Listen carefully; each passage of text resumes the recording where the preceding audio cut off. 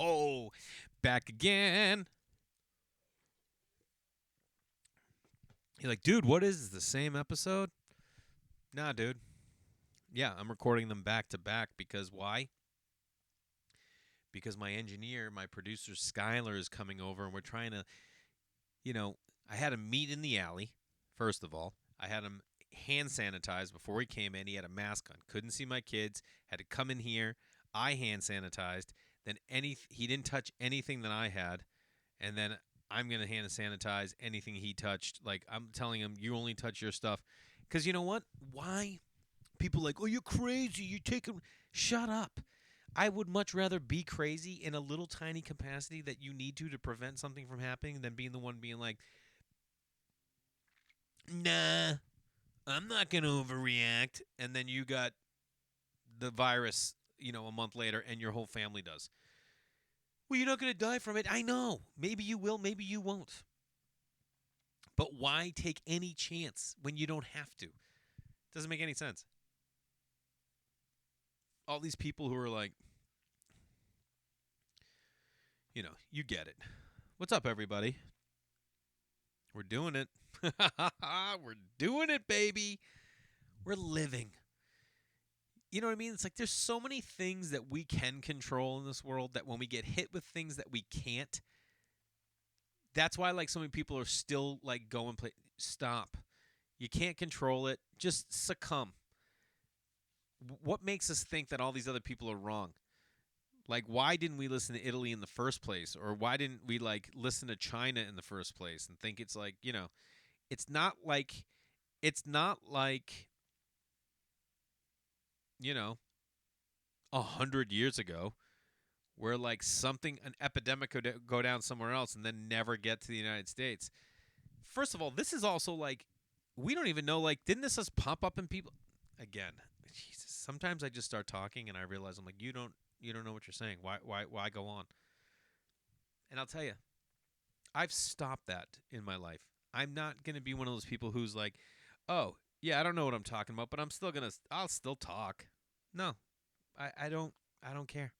I don't have the energy. I don't need to be someone who knows. You know what I mean?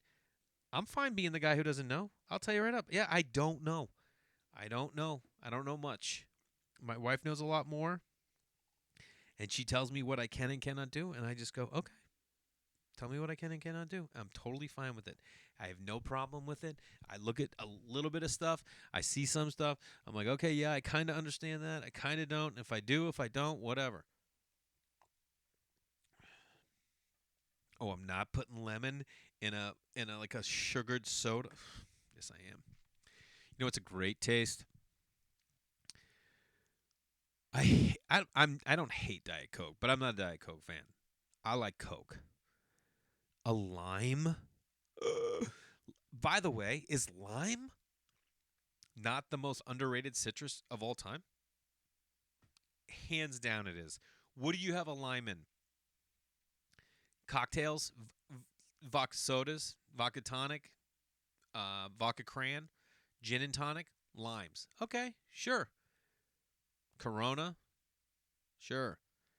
But then everything else, you ever had like a lime pasta dish? No. You ever have lime on your salmon? Not really. Unless you're going to some cool like Spanish influence kind of place. You just never put a lime on stuff. You know what you do? On your tacos.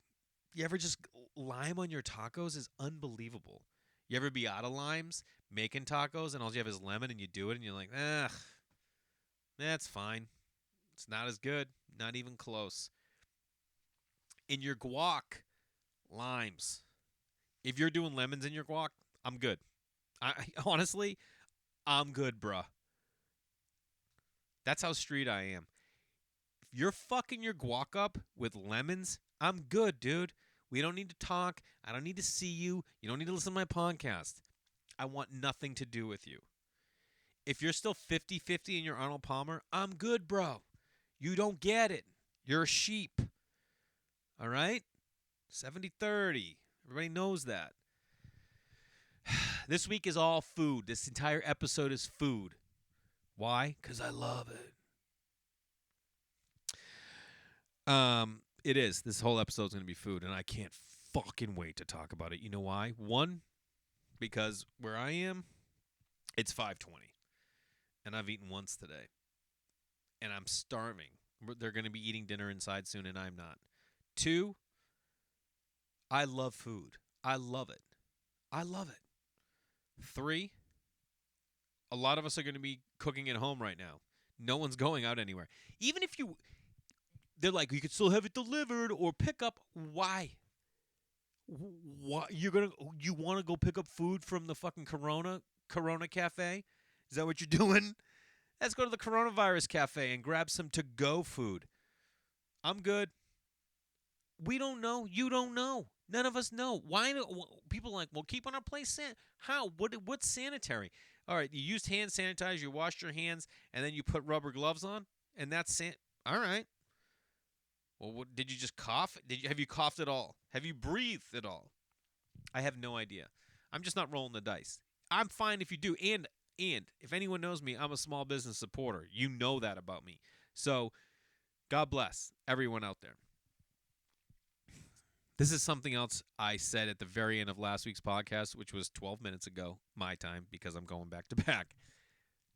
The only way that my podcast keeps going and I get people to advertise on it, which I don't know if people are going to advertise now, is you guys spreading the word.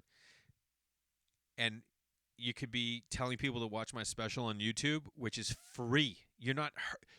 I think sometimes people are like, well, Jay, I don't want to hound people. You're not hounding anyone. You're saying, hey, you know how you're stuck inside for the next maybe 4 months?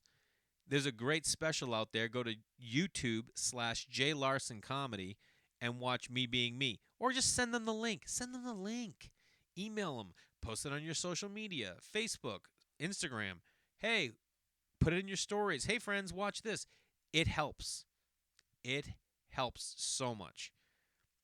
You could share this podcast. Be like, dude, I know you love food. You're going to love this app. You dig this guy.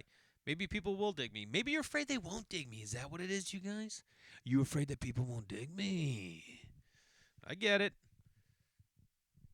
Oh, I get it. Whatever it is, share it. But think about your citrus categories, okay? Everyone knows lemon's the king. Lemon's king. No one's turning down a lemon. No one. Put it this way. I live in Los Angeles. We have an orange tree. I could tell you right now 5 friends that have lemon trees. And I didn't even think that hard. I have 1, 2, 3, 4 of them in walking distance that have lemon trees. We have an orange tree. I know other friends in the neighborhood with orange trees. I know friends with grapefruit trees. I know friends with a grapefruit orange hybrid tree. I don't know anyone with a lime tree. Nobody. People don't give a shit about the lime. They don't. And I think it's goddamn disrespectful because the lime is unreal. You know what I've been doing more of? Because I don't know if like it intimidates me when I'm cooking or I underestimate just how flavorful it is. Zest. The zest of a lime. The zest of a lemon. You know, you just get that. You can't get down to the white. You just want to get the layer of the lemon off. Like, if you take Greek yogurt or sour cream guy and you just zest that whole lime in there with a little bit of lime juice, fuck it. Whole other world. You're gourmet at that point. Friends are, what is this? Well, you're not having friends over now, but what is this? Like, I zested in there. Oh, that's unbelievable. It just changes the taste. And it's just a little tiny extra thing. Some of you are like, what about the grapefruit, Jay? Where's the grapefruit stand? Let me tell you something about the grapefruit. The grapefruit, during what the 80s and 90s, a half a grapefruit, that was breakfast for people. What? Who the fuck is like, dude, you know what I could go for? A half a grapefruit. I tried it. I think maybe we've all tried that. You know why? Because we all want to be a grapefruit person. Yeah, you do. You saw it in a movie or TV, someone eating a half a grapefruit in a bowl, and you're like, I think I could be a grapefruit person. No, you can't. It's a myth. No one's a grapefruit person. It's something that came out in TVs and movies, and it's gone. And then they do the squeeze and they do the juice. No, I've tried it. I'm telling you, don't get suckered in. I don't know how to eat the grapefruit. You know what I mean? What am I going to do? Cut it up and eat it like an orange? No, you're not going to. They do it that weird way. And there's something fun about it. You cut the piece out of the little sleeve it's in. I'm telling you, it's a trick. You're never just going to eat a grapefruit, okay? It's not going to fill you up. It's not going to satisfy you. So just stop it. Stop thinking you're a grapefruit. You're not. Grapefruit juice, though? Let me tell you this. If you put a glass of grapefruit juice next to a glass of ruby red grapefruit juice, there is no competition. Okay? Some of you are like, it's the same thing. It is not even close to the same thing. It is not. There is no competition. That ruby red grapefruit juice destroys regular grapefruit juice. It's not even close. It's not even close. It's like, I will give you another example. Whatever that shit knockoff avocado is next to a Haas, okay? Next to a Haas avocado, whatever this shitty little avocado is next to a Haas. You know the avocado I'm talking about. You know it. The one that's like bright green and it's like smooth. You never like really. What is that? Who is eating that avocado? I'm a Haas all the way. I want the dark green and it's bumply.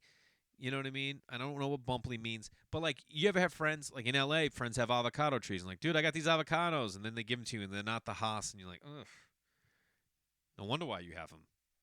Because they're not Haas, dude. If you had Haas, you wouldn't be getting rid of them. You'd be eating them. I just want to be able to grow guacamole. I just want to be able to grow guacamole. It's an avocado tree.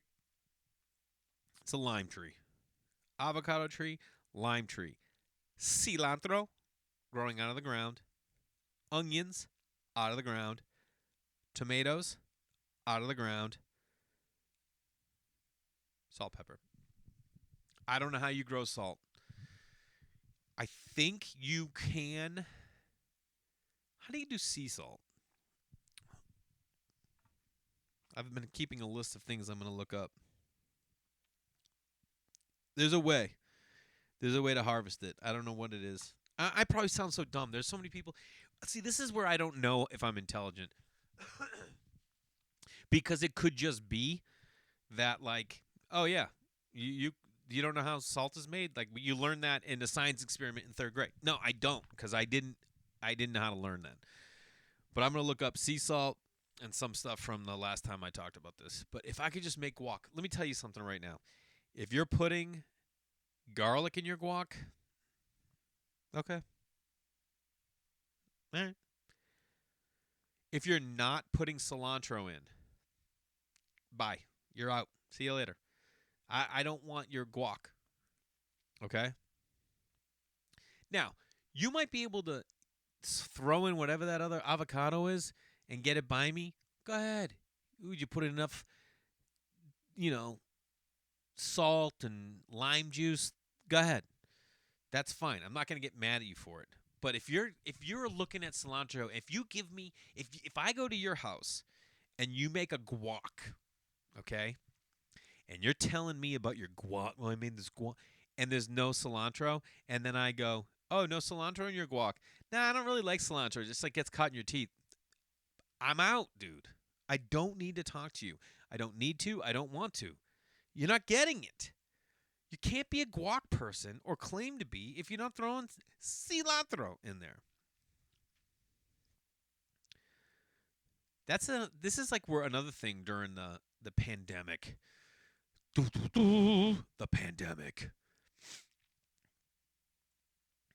is like, you know how like people do, like restaurants do Taco Tuesdays, and people are like, man, I don't really want, because we're gonna do Taco Tuesdays because everybody. Yeah, that's why.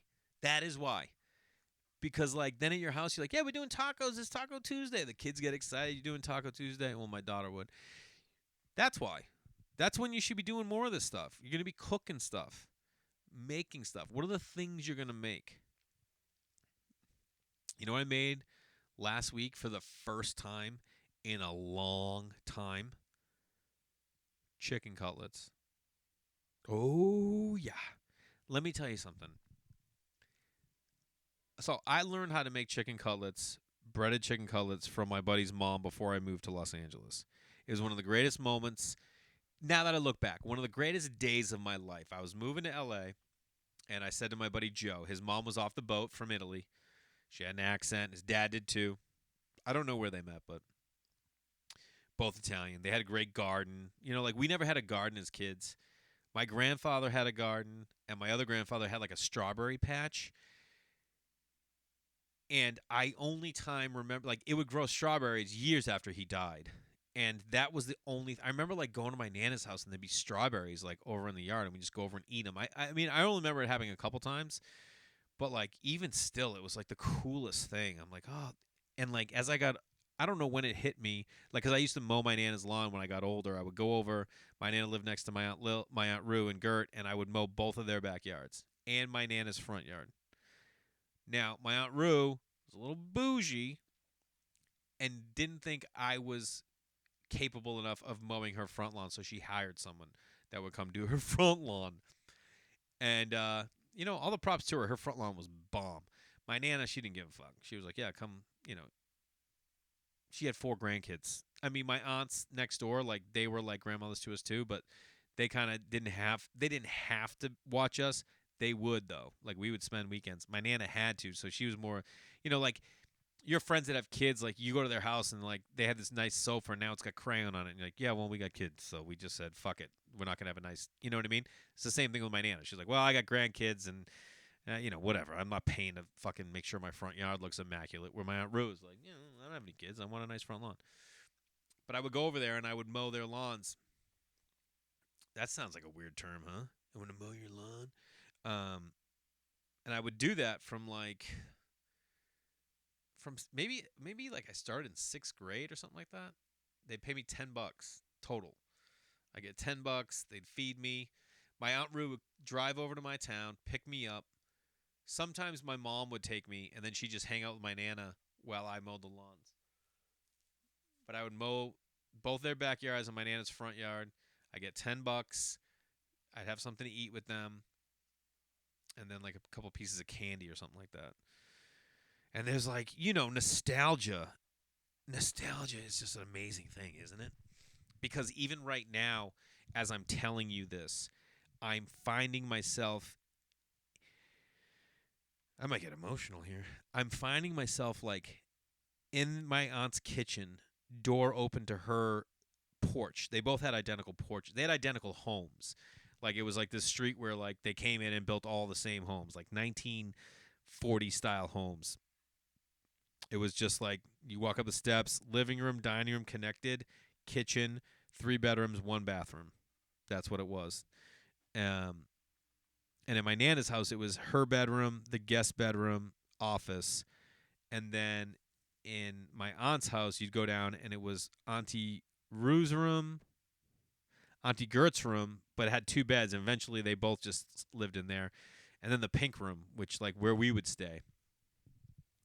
And then my grandfather redid their entire basement. It was like they had a bar down there, his workshop, a laundry room, a sitting area, like a card table, an organ. It was awesome. That's like where like when there were family parties, they were over there.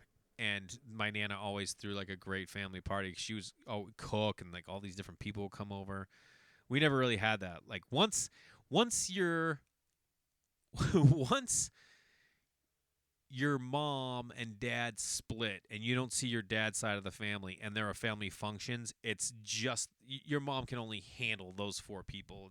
We just kind of like started drifting away from definitely my dad's side of the family completely, and then even my mom's side, because it was just like too much to juggle. I think I don't know what it was. God, how did I get here? Oh, anyway, I remember like being in their porch. Then I can feel what the wind felt like, what it smelt like in my nana's porch versus my aunt's porch. My aunt's porch was way cleaner. My nana's was always cluttered. My nana was a little messy. But I remember when I would mow the lawn in my nana's, anytime I would get over near that little strawberry patch, I would like always make sure to go around it and like I would kind of like take care of it. I always check it for strawberry. Now, I only ever remember eating strawberries there when I was like, you know, 6, 7, maybe something like that, and then never after that. Anyway, I used to love going to mow those lawns, and now that I think back, so then when I got older and I was driving, I would drive over there in my mom's car. I'd mow the lawns, and then I would hang out for a little bit, and then I'm like, all right. And I'm like, oh god, there's no better like this is something else that I'm just like loving about this pandemic. And I can't believe I'm just saying that, but I am loving it is that like when you were a kid, the only responsibilities you had was driving over to your grandmother's and your aunts, mowing their lawns. That just sounds so weird. Mowing their lawns, getting $10 in your pocket, which by the way, back then gas was $1 a gallon. You could fill, even if my mom's car, if I had to put $5 in, I still had $5. I could go out for like, I could go miniature golf and get ice cream with my buddies if I wanted. But I just remember like going over there on like a Saturday. Let's just say it was a Saturday.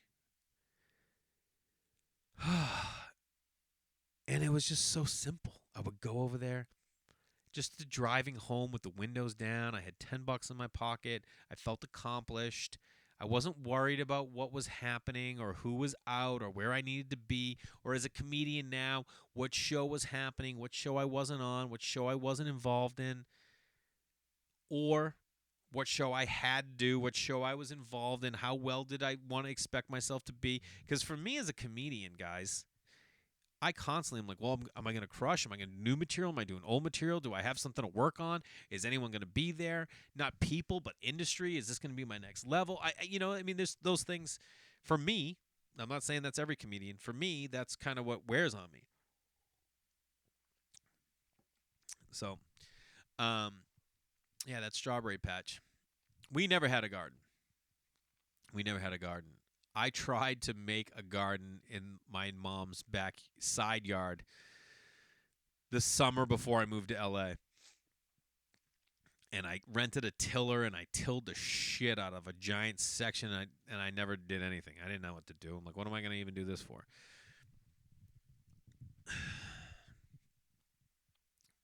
You know where this all came from? My buddy's mom. I'm moving to LA and I wanted to learn how to cook. My buddy's mom is dying of cancer. I don't know if we knew she was dying of it at the time, but she had cancer. And I remember I was like leaving for LA in you know what?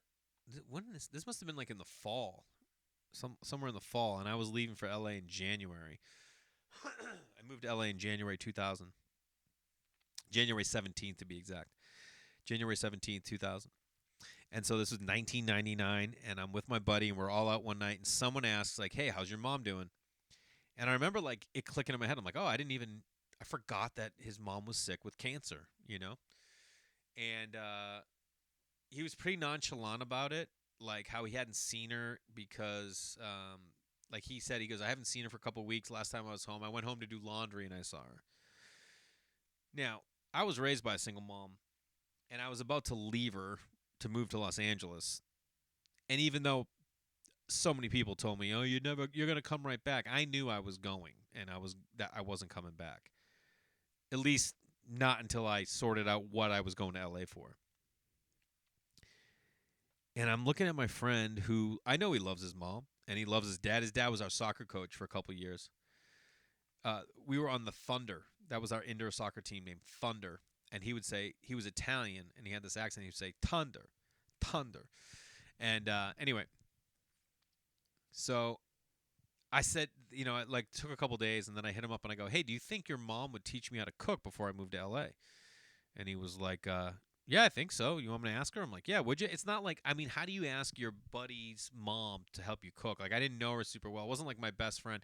And I was living at home. He didn't live at home. It took me 5 years to graduate college. Everyone else, I went to high school. Excuse me, I apologize.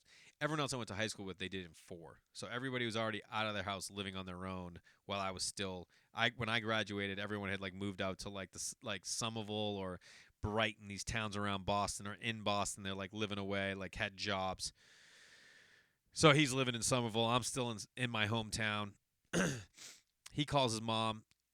She tells him, she gives him, I'm pretty sure she told him, he told me, I don't know, what we were going to be making and a grocery list. And then I went and bought it.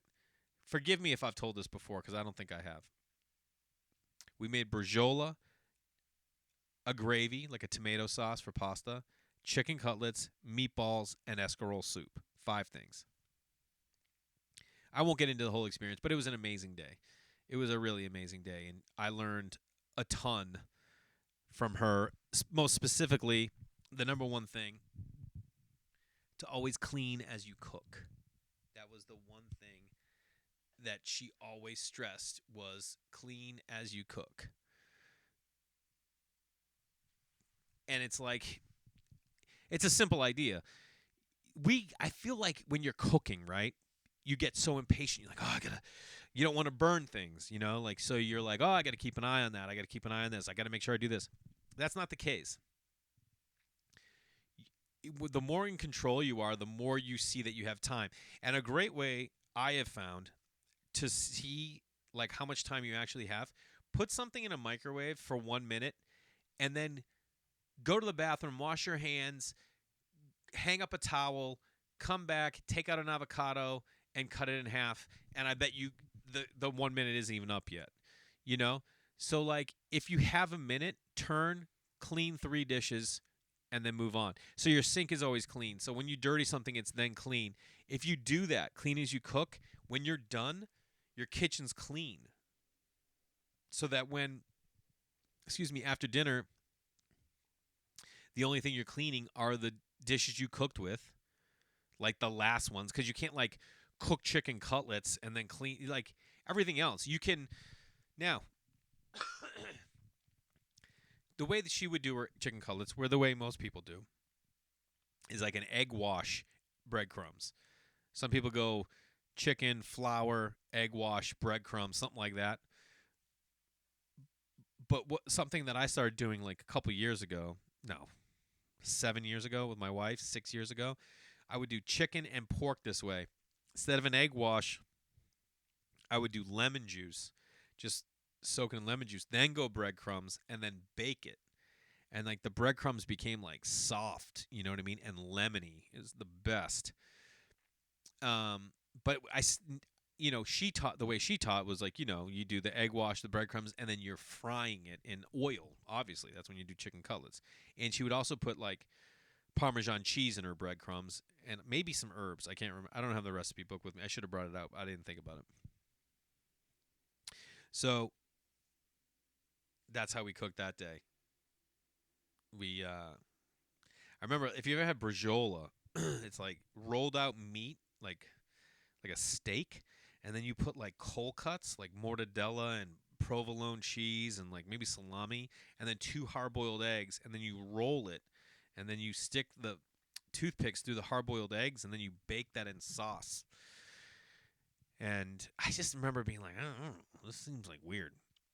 But, I was doing what she did. Her meatballs were amazing. The escarole soup was dope. Can't remember the tomato sauce. But the chicken cutlets are something we always do. And the other day I was cooking. I'm like, I had like 2 chicken breasts. And I was like, I'm going to make these chicken cutlets. Because anytime you're making like, and our kids are like, I don't want those. And you're like, shut up. Every time you eat your chicken nuggets, this is what you're eating. It's just like this crazy frozen, mass-produced way to eat them. Whereas what we're doing here right now is like they were unbelievable. You know what that frying does? It makes them juicy, that chicken. That's what I realized the other day is like everybody just wants their chicken to be juicy. That's all anyone talks about. Is like, is it juicy? Was it juicy chicken? Is it juicy? There's a place in Brooklyn, if you have the chance, when we're able to go out again. This place was my absolute jam. It's called Vinegar Hill House. There's a little area, Brooklyn has so many little areas. Well, there's an area called Dumbo down under Manhattan Bridge overpass. This little area down by the water, like right over, like when you come off the bridge, the bridge is so high and then it comes down. By the time you're getting off, all this other land is here to the river. And so you go down in there, and that's Dumbo.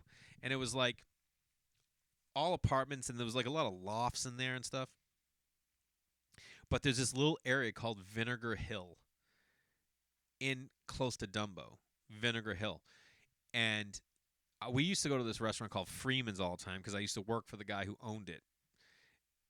Freeman's, and their chef left and opened Vinegar Hill House. So in Vinegar Hill, I don't know what's there. If anyone is close to there or has been through there lately, please let me know what's going on over there, because there were all these like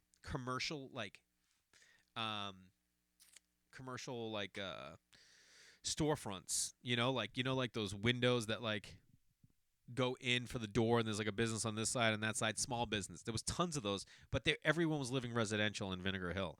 There was no coffee shop, there was no like general store, none of that stuff, or like bodega, nothing. This was the only spot, and it was an old house. The woman who was the chef turned it into a restaurant, and it was the only restaurant in the whole neighborhood. And their chicken, who orders chicken when you go to a restaurant? Nobody. Why? Because anyone can make chicken, right? No. She made the most unbelievable chicken. It was like cooked in a cast iron skillet, and it was so juicy and it was tangy.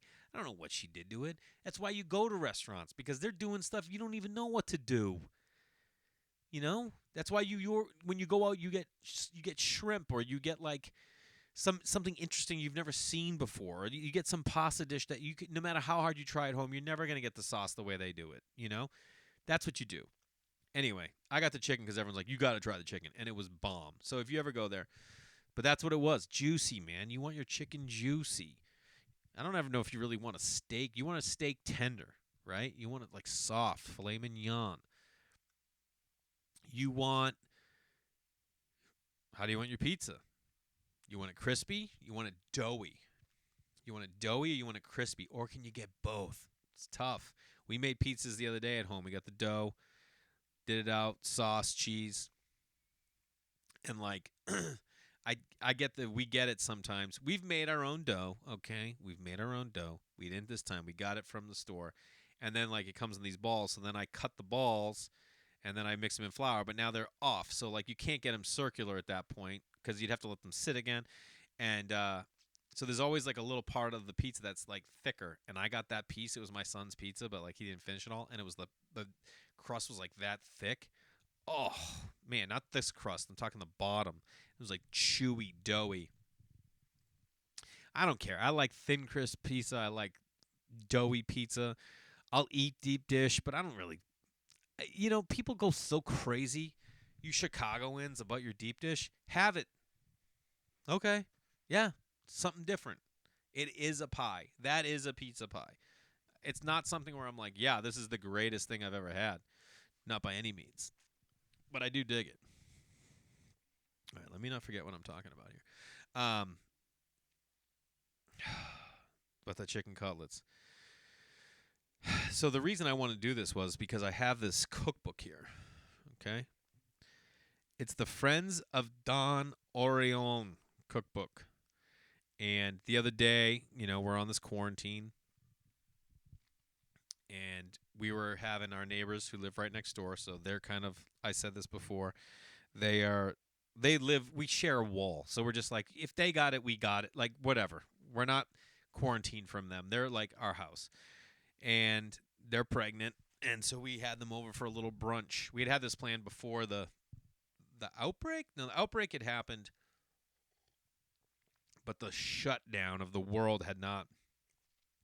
And my wife was going to make a quiche. She had bought a quiche and then was going to make a quiche. And I was like, oh, let's make a pumpkin bread.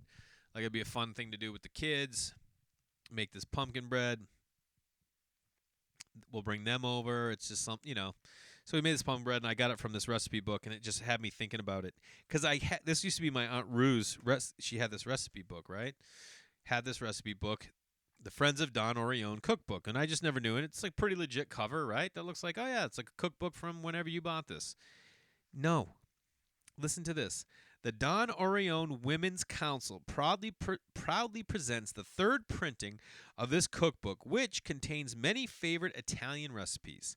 The net proceeds from the sale of this project will help greatly to foster the good works of the Don Orione Home and Shrine.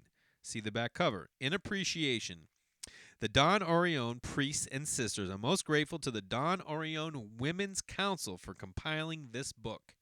Our thanks also to the many friends of the Don Orione and our elderly guests for having submitted their favorite recipes to the first edition of this book. This was just a book that so this is the back cover. We'll tell you about the thing. So let me just look there before I tell you about this. All right. I'm not going to read the whole thing. I might. The Don Orione Home and Shrine. In 1949, the Don Orione priests and sisters came to Boston with the knowledge that there existed a need to provide nursing and health care for sick and elderly people. In that year, the home first opened with a modest start of 8 beds. With community support, a new structure, the East Wing, made it possible to care for 100 needy people. From the very beginning, the concept of providing a home life environment was adopted, and it exists today. In the mid-50s, the spiritual and physical needs of the patients at the home were complemented with 2 new adjuncts, namely the Kennedy Memorial Infirmary and the St. Pius V Chapel, made possible by the Volpe family. They were doing well. At the same location is situated the Madonna Queen National Shrine, which was also started in the mid-50s. Many tourists and visitors come to view the 35-foot monumental statue of the Madonna Queen, blah, blah, blah. The home, with continued support of the community, responded to the need for additional beds in 1965 with construction of the West Wing. Yada, yada. You get it, right? Holy shit, that place is big. So that's what this place was. Now, I just thought this was a cookbook. It wasn't until like 2 years ago that I went and read that, and I was like, oh, wait a minute. It's a cookbook, but it's like put together by like just people who are friends. And then it started making sense. Like, I started reading some of the recipes, and like they weren't even telling you how long to cook it for. Some would. Check this out. Cope di Aragosta. Those are lobster cups. 1.5 pounds cooked lobster, juice of 1 lemon, mayonnaise, drained capers, salt and pepper, slice of a hard-boiled egg, crisp lettuce leaves. You know, the lettuce cups. Rolled haddock fillets. So there's all the different sections in here. It's by color.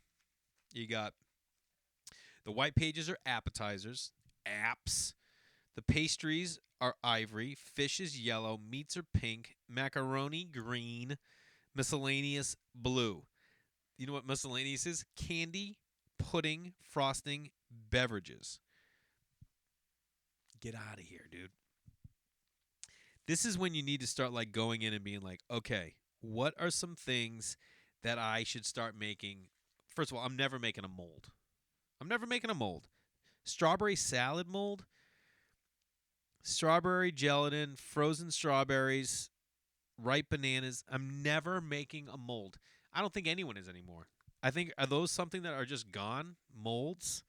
If you show up at someone's house and they got a mold out, get the fuck out of here. Bean salad, okay. Enchilada, eggplant and pimento salad, stockfish salad. Some of them are just like, what I'm saying is, this is an interesting cookbook to me, not because of just where it comes from, but like the idea that these are all home recipes. You know what I mean? None of these are like from a chef. These are from women. By the way, listen to this. These are the people who are the cookbook committee. Mrs. Frank Michelli, Mrs. Manuel Costa, Mrs. Frances DeAndrea, Mrs. May Gallo, Mrs. Luis Laporta, Mrs. Frank Lombardi, Mrs. Joseph Zona, Mr. Peter Catazzoni. But like, first of all, how old school all these women are like, nah, you don't call me. Like my wife gets cards in the mail that say Mrs. Jay Larson, which is so weird to me. She gets it from like some people on her family side. Like, look at this. breadsticks with Italian ham. This is somebody. So when they were putting this thing together, like they're like asking all the wives, like, "Can you guys just submit some recipes?" This person, clearly not a good cook. Breadsticks, right? And then paper thin prosciutto cut in strips, wine prosciutto strip around each breadstick. That's the recipe. Listen to me, Mrs. Anna Pacini. That is not a recipe. You took two store-bought things, and no one wants breadsticks are a joke. You take your Jell-O molds and your breadsticks, and you just get out of my party. Nobody wants that. Again, melon with Italian ham. Cut cantaloupe in half. Remove seeds and rind. Cut into cubes. What do you think? We're idiots? There's no cooking in here. This is all just serves 5? How do you know?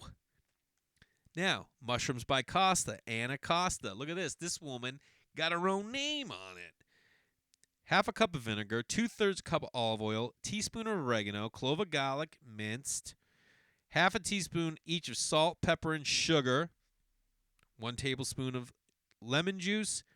1 to 14 ounces of basket mushrooms. Slice mushrooms after cleaning. Combine mushrooms with all ingredients and marinate overnight in refrigerator. Use a glass container.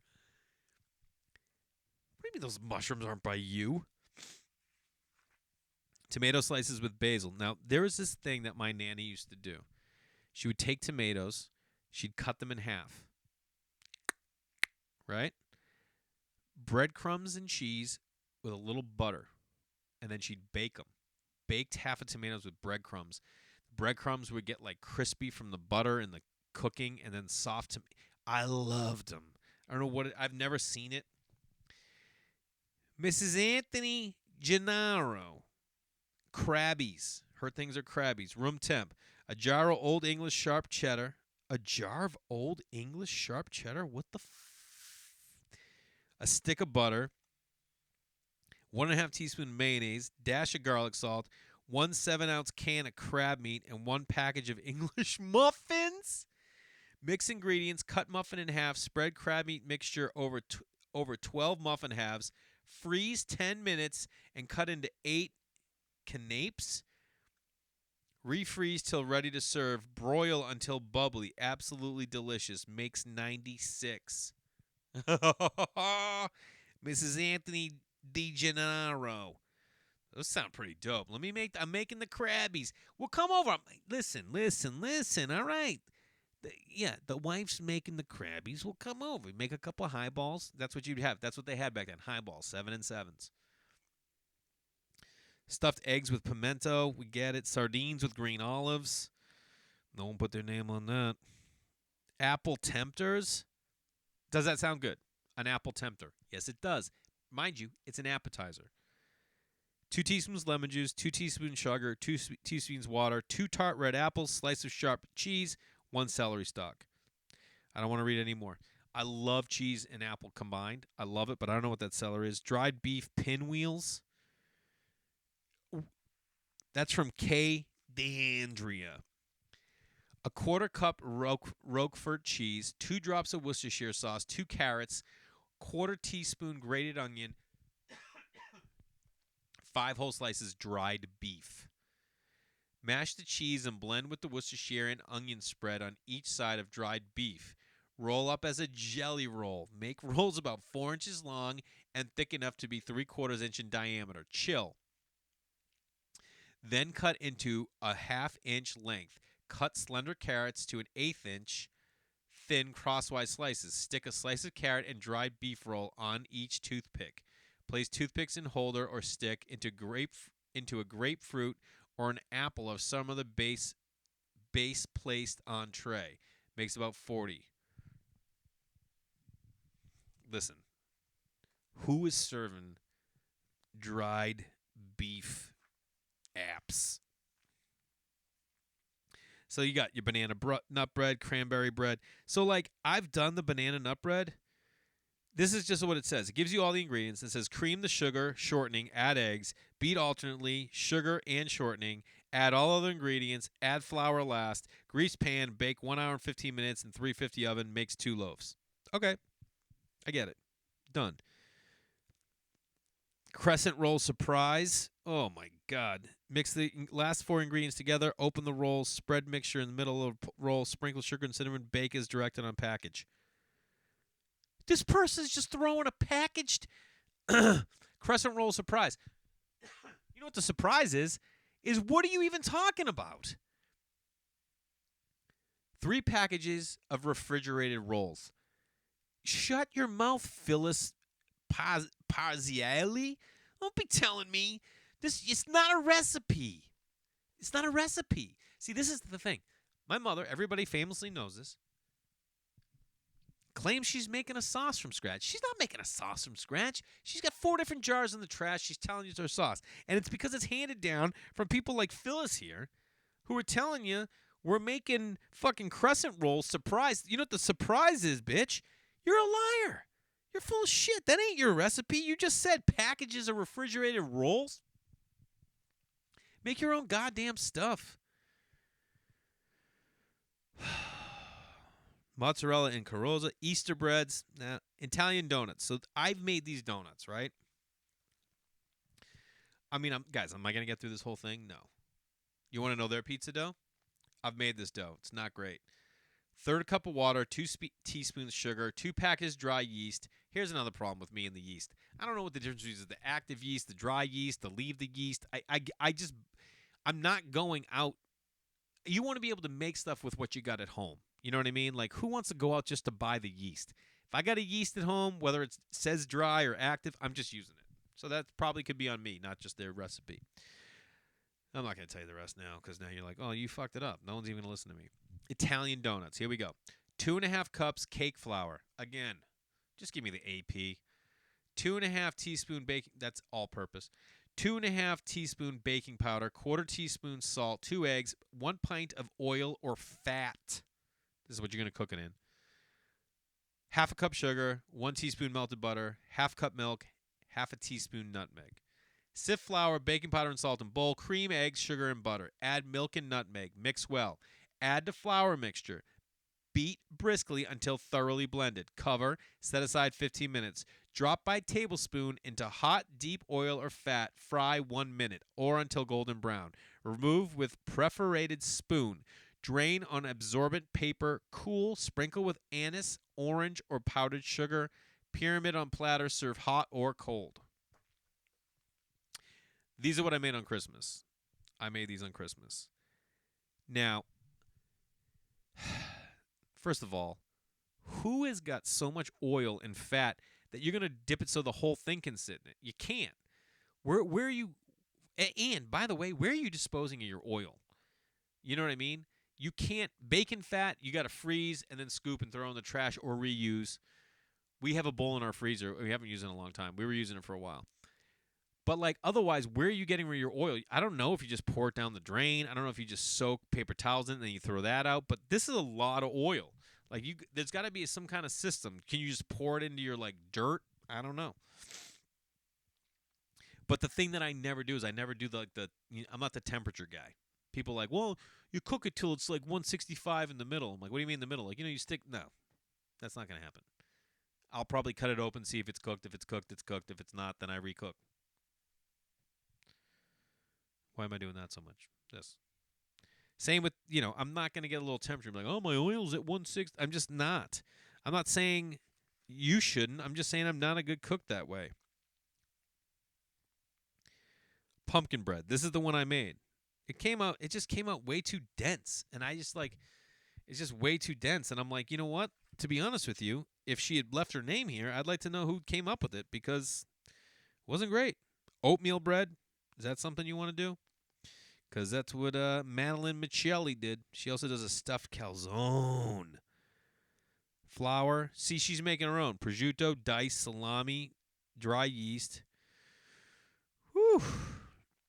Cake, apple cake, ricotta Italian cheesecake, blueberry coffee cake. Are you getting hungry? You should be. You should be. I want every single one of you to bake or cook something, take a picture of it, put it on Instagram, tag me. This is the food app. I'll do more. I'll do another food app. I mean, dude, look at I'm on. I'm not even. I did the white section, and I'm like a quarter through the cream. You know what else I got? Blue, green, red, yellow. Quick banana cake. Who's doing banana cake when you can do banana bread? You know what I mean? Or banana split cake from Mary Vingolo. Strain 2 large cans of crushed pineapple. I'm already out. I don't want your pineapple in my bread. I don't want your pineapple upside down cake. I'm done. I don't like fruit in any of my cakes. Breads. I do like a date nut bread. I like a date nut bread. My nanny used to make one because we put cream cheese on it. It was awesome. Date nut bread was the bomb. Don't tell me it's a banana split cake and then the first ingredient you list is pineapples. That's not a banana cake. Just get out of here with it. Sour cream coffee cake. Let me tell you something right now. You have got in the title of that every single thing I like. Sour cream, coffee, and cake. Butter, sugar, eggs, vanilla, sour cream, flour, baking soda, baking powder, salt. Heat oven to 350 grease for 2-pan, bake 60 minutes. I mean, fuck yes. Oh, look at this. For the filling, bake about 60 minutes or until wooden pick inserted in center comes out clean. That's how I roll. Cool slightly in pan before removing. For 2-pan grease, blah, blah, blah. For loaf pans. For the filling, mix a half a cup brown sugar packed, half a cup finely chopped nuts, and a half a teaspoon cinnamon. God damn, that sounds good. Cheesecake. Where do you stand with it? You know my problem with cheesecake? It's always too thick. Who needs it this high? Down here. You know what I mean? It should be 1/4 graham cracker crust, amazing graham, and then 3/4 cake. I don't need this giant. What is this giant thing? Cheesecake Factory, like old Jewish delis, would crush the cheesecake, right? New York, and then the Cheesecake Factory just goes overboard, and everyone thinks they got to make this. It's the same with the Reuben. Let me tell you about a Reuben, guys. I don't care if you're pastrami or corned beef. I could do either. Neither matters to me. Doesn't. I love them both, but I don't need this. You know what I mean? I don't need a 4-inch thick sandwich. I want right here. That's what I want. And you know what I prefer? It grilled. I want it juicy. I want that cheese melted. I want the bread buttered. And I want a marble rye. I'll take a regular rye, but marble rye is where it's at. And let me tell you something else. If you're trying to throw the hurricane sandwich at me, or your knockoff Reuben where you're going sauerkraut and you're doing like mustard, no. I want the Reuben. I want the Thousand Island. If there's no Thousand Island, I'm out. Don't try and, no, not the sauerkraut. The sauerkraut's what you want on it. It's when they do the coleslaw and they're trying to tell you it's the same. It's not. It's not even close. It's not even a conversation I want to have with anybody. And I usually get this upset, guys, but, people are always trying to, give you something different. Grandmother's Christmas cakes. Now, this is the kind of thing I'm talking about. I don't know what this is, this grandmother's Christmas cakes, but we're going to read it.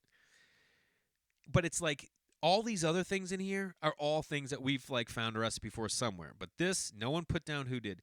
Oh, Cusidata. Woo! Cusidata grandmother's Christmas cakes. It's a pastry and a filling. Now, I'm going to tell you right now, I just saw something in the filling. I'm already out. This is, fuck yeah, I don't like these things. In the filling, you got seedless raisins, dry figs, orange juice. I'm out. I am out. I just know it. I already know. You know those ones, you ever get they do a coffee or a Danish and there's raisins in it? Get out. I don't want that. Nobody wants that. Fruit cocktail cake, I'm already out. Lemon jello. I don't know. Lemon cake, Italian Christmas Eve fruit roll. I don't like a fruit roll. I don't want a fruit roll. Plain pound cake. I'm in. Ravioli dolce. I don't know what this is. Mix all ingredients together except oil and let stand 15 minutes. Heat oil. Slowly drop heaping teaspoon of mixture into oil. Cook until brown. Drain. Cool and sprinkle with powdered sugar. Make sure not to make them too large. Interesting. So it's like a sweet, but they got that ravioli in there. In the title. Don't. It just confuses us. Butterless, milkless, eggless spice cake. May Gallo. I'm going to be straight up with you. I'm out. I'm not even going to look at it. White whiskey cake. I don't know. Every time they do maraschino cherries, I'm already out. The biggest myth in the world are maraschino cherries. They're junk. They're trash. Brandied cherries? You ever had that's the bomb. They're the dark red cherries. Like if you get a Manhattan at a nice restaurant, they're coming with brandied cherries. That's what you want. Those are unbelievable. Maraschino are just like, my kids won't even eat maraschino. I'm not saying my kids are, now we're into cookies, almond cookies. Let me tell you, like, one of my favorite things in the world, almond paste. Almond paste. What do they call it? It's got a name. It's got anyway, it's like so sweet, and like if you get an almond croissant, that's what's in there. It's like almond paste. Oh, it's the best. Oh, maybe they list it. 6 cups of flour, stick of old shortening, 3 eggs, baking powder, cup of sugar, vanilla or anise flour, pinch of salt, pinch of milk. Oh, those are anise cookies. Sorry. Almond, butter, flour, unblanched almonds. Nope, not even in there. Banana cookies? No. What do we need it for? We got banana bread, dude. You ever had chocolate chip bread? No. Black pepper cookies. That sounds interesting. I'm already thinking you ever had that pasta, cacio e pepe? Pepper. It's like pasta with like just like butter and like oil and just black pepper. 3 cups of flour, baking powder, black pepper, salt, water, oil. My only concern is this isn't going to be sweet. Make whole, bake 20 minutes at 400. Has anyone ever had black pepper cookies? I don't see sugar listed in any of these elements. I don't want it. I'll try it, but I'm not cooking it. I'm not going to go take a day and be like, oh, yeah, let's make black pepper cookies. You know what we're going to make after this? Dirt cake. You want some dirt cake? We're going to make black pepper cookies and then dirt cake. No. If I don't see sugar, I'm out. Bourbon balls. Now, what are we thinking? These are like uncooked, right? Vanilla wafers crushed, confectionery sugar, cup of bourbon, corn syrup, walnuts. I'm out. Okay? I'm out. Butter balls. All these things are just like, hey, take anything you find. Cherry slices. Crispy wafer cookie. This is what I think it might be is pizzelles. You guys ever had pizzelles? My nanny used to make, my Aunt Rue used to make pizzelles. They're super thin. Maybe that's what these. Mix eggs thoroughly, blah, blah, blah. Heat in 2 inches of oil, lightly floured. Nope, not that. I tell you what I'm going to do. I got to end the podcast. It's been an hour. I'm not even close to done. If 10 people hit me up, either in a post or in a email or a comment or anything across the board, I will continue this podcast. I'll do the whole goddamn book, because from it, it's not just the things I pick up. And if there's something in here you want me to either look for or something I said, tell me. And when you email me or comment or whatever it is you get in touch with me, I will respond with that info. But I got to end. I love you guys. I hope you are. I hope you're cooking. I'm going to mark the page on this. You know what I'm going to mark it with? This ticket stub from the birthday ball, the National Birthday Ball for President Roosevelt at the Boston Garden, North Station, Wednesday evening, January 30th, 1935. How much did it cost to get in, guys? What do you think? What do you think? Think a little bit. This is the National Birthday Ball. Oh, here we go. This birthday ball in honor of President Franklin D. Roosevelt is one of many similar affairs being held in nearly every city and town in the United States on the occasion of his 53rd birthday. The proceeds from this ball will be used to aid the victims of infantile paralysis Interesting. So it's at the Boston Garden. Okay, that's huge. 1935. So maybe it wasn't huge. National Birthday Ball for President Roosevelt. How much money did they think they were going to make? $1 to get in. What if 18,000 people show up? We get raised 18 grand? What about what else? It just says subscription tax free, so maybe it wasn't $1, but pretty cool, huh? This is the kind of shit I buy. I bought this somewhere. I'm marking that page. If 10 people hit me up across any form of social media, email, whatever, I will continue the book. I love you guys. I appreciate you so much for tuning in. Right now, it's like all we got. We got family, we have friends, and we have our podcasts, And I'm nothing without you guys. Spread the word. Tell people about my special. I appreciate all of you. Peace.